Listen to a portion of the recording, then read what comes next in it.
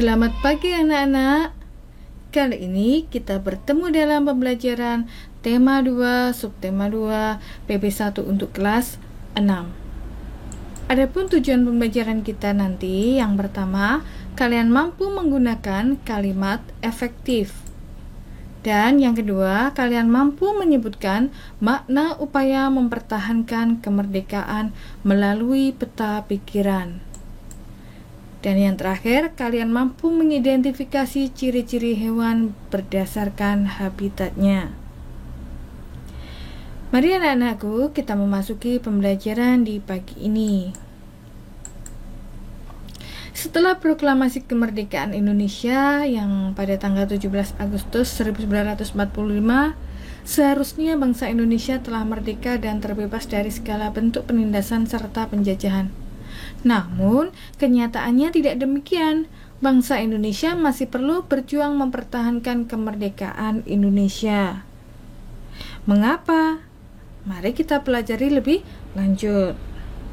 Di sini, Ibu memiliki bacaan tentang perjuangan mempertahankan kemerdekaan Indonesia.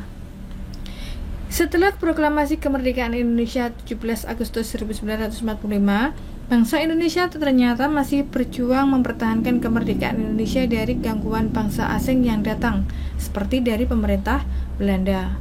Pasukan Belanda kembali datang ke tanah air. Kedatangan ini disambut dengan berbagai bentuk perlawanan oleh bangsa Indonesia, sehingga sejak tahun 1945 sampai 1950 telah terjadi berbagai macam pertempuran di berbagai daerah antara pihak Indonesia dengan pihak Belanda yang dibantu oleh pasukan Inggris. Salah satunya di sini ada sebuah bacaan tentang pertempuran Surabaya. Nah, anak-anakku, kita belajar tentang pertempuran Surabaya.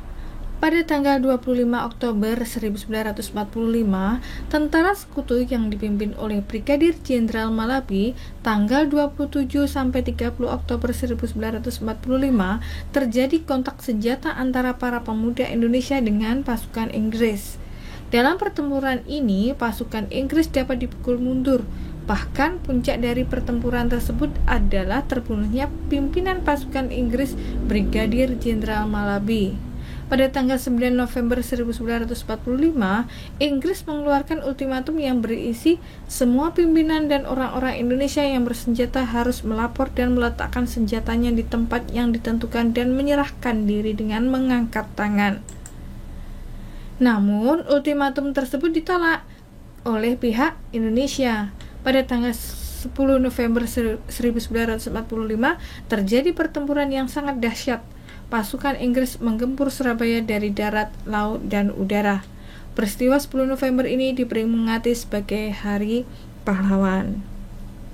Berdasarkan teks di atas, nanti kalian bisa memberikan peta pikiran menggunakan kalimat efektif yang terkait dengan bacaan di sini.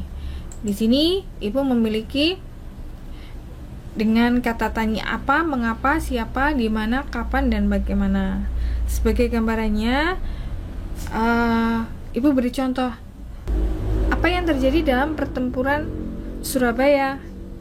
Itu pertempuran antara pasukan Inggris dengan Indonesia di Surabaya. Mengapa terjadi pertempuran Surabaya? Karena ultimatum Inggris ditolak oleh pihak Indonesia. Kemudian, siapa saja yang terlibat dalam pertempuran Surabaya? Yaitu antara tentara Inggris dengan Indonesia. Mungkin dengan kata di mana pertempuran Surabaya terjadi, yaitu di Surabaya. Kapan terjadinya pertempuran Surabaya? Yaitu pada tanggal 10 November 1945. Bagaimana terjadinya pertempuran Surabaya? Yaitu pada tanggal 27 sampai 30 Oktober 1945 terjadi kontak senjata antara pemuda Indonesia dengan pasukan Inggris. Pada tanggal 9 November 1945, Inggris mengeluarkan ultimatum, dan pada tanggal 10 November terjadi pertempuran yang sangat dahsyat, ya. Itu tadi tentang peta pikiran berdasarkan teks di atas. Nah, anak-anakku, kalian nanti dapat mengembangkan sendiri peta pikiran tersebut menjadi sebuah tulisan baru dengan menggunakan kata-kata sendiri. Nah, di sini sebelumnya Ibu memberikan arahan tentang menulis kalimat efektif. Apa yang dimaksud dengan kalimat efektif? Yaitu kalimat yang mengandung gagasan pembicaraan penulis yang terdiri atas kata-kata yang mempunyai unsur SPOK, yaitu subjek, predikat, objek, dan keterangan.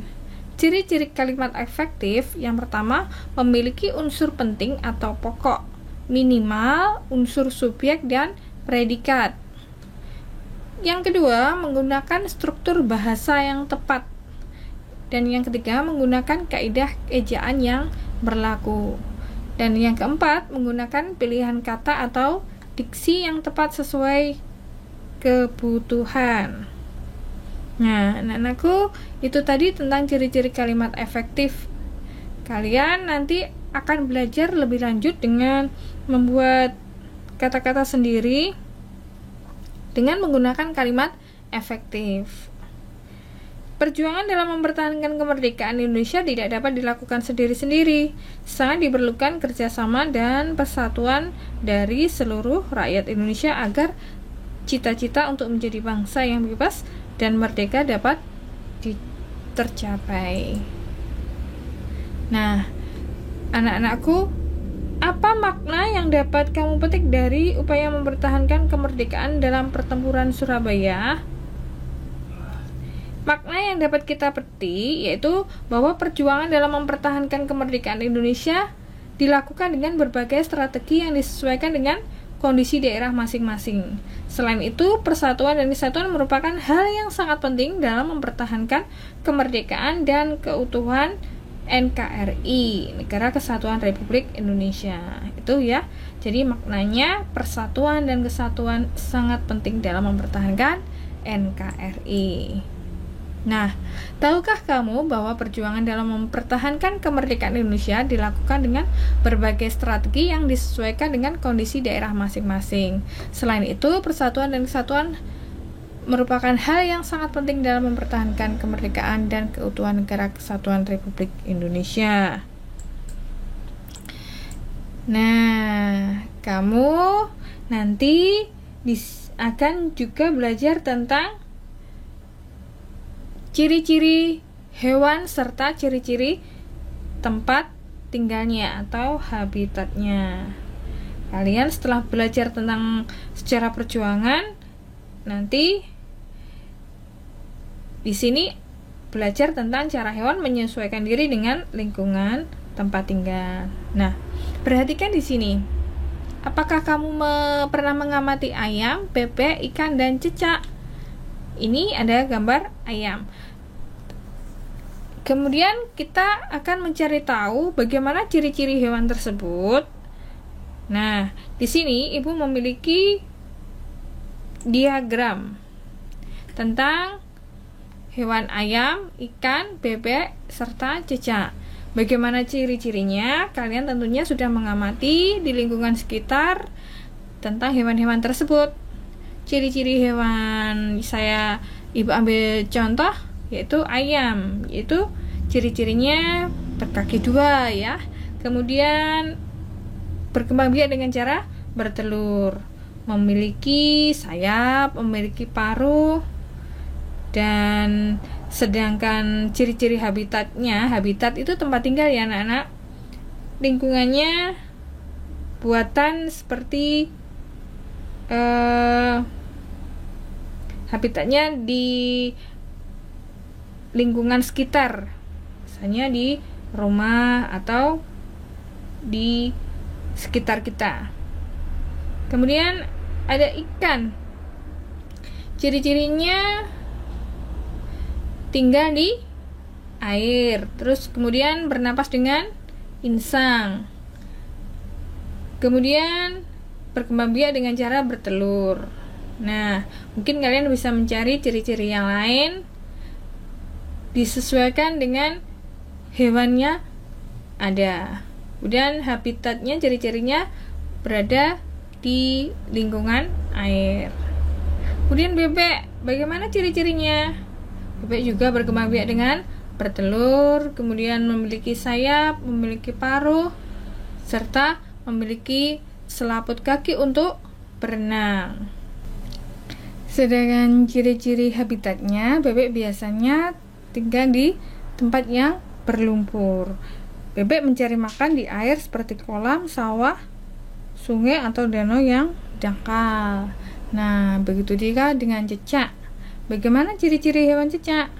Ciri-ciri hewan cecak dapat memutuskan ekor untuk melindungi diri, kemudian berkembang biak dengan bertelur, kemudian mempunyai kaki perekat, dan juga pemakan serangga. Habitatnya biasanya sembunyi pada interior rumah atau juga di dinding atau atap rumah. Nah, itu tadi anak-anak gambaran tentang ciri-ciri hewan dan habitatnya. Nah, di sini Ibu akan menceritakan sedikit tentang salah satu hewan. Sebelumnya, kamu nanti juga akan menghubungkan antara ciri-ciri hewan dengan habitatnya. Nah, ciri-ciri hewan mempunyai hubungan yang erat dengan habitatnya. Misalnya, ikan memiliki insang untuk bernapas di dalam air. Berarti kan ikan karena bernapas dengan insang, maka hidupnya di dalam air. Sedangkan cecak memiliki perekat pada kakinya untuk dapat menempel di dinding, dan bebek juga memiliki selaput pada kakinya agar dapat berenang di air. Tuhan menciptakan makhluk hidup dengan segala keunikan dan keistimewaannya, tidak terkecuali hewan. Keunikan dan keistimewaan hewan tersebut kita kenal dengan ciri khusus. Ciri khusus pada hewan tersebut mempunyai hubungan yang erat dengan tempat tinggalnya. Yang Ibu ceritakan di sini, yang sudah Ibu ceritakan tentang ikan, cecak, dan bebek. Nah, anak-anakku, kita baca tentang bacaan bebek. Bebek memiliki ciri khusus yang disesuaikan dengan tempat tinggalnya. Bebek hidup di darat, namun untuk mencari makan, bebek biasanya berada di air. Ciri khusus yang dimiliki bebek untuk mencari makan berupa paruh yang agak panjang dan lebar pada bagian ujungnya. Bebek mencari makan di air seperti kolam, sungai, sawah, atau danau yang dangkal. Bulu bebek dilapisi oleh minyak sehingga tidak basah jika terkena air. Ketika bebek keluar dari air dan berada di darat, bebek biasanya mengibas-ibaskan bulunya sehingga air yang menempel di tubuhnya keluar. Apa yang akan terjadi jika bulu bebek tidak dilapisi minyak dan air menyerap ke tubuhnya?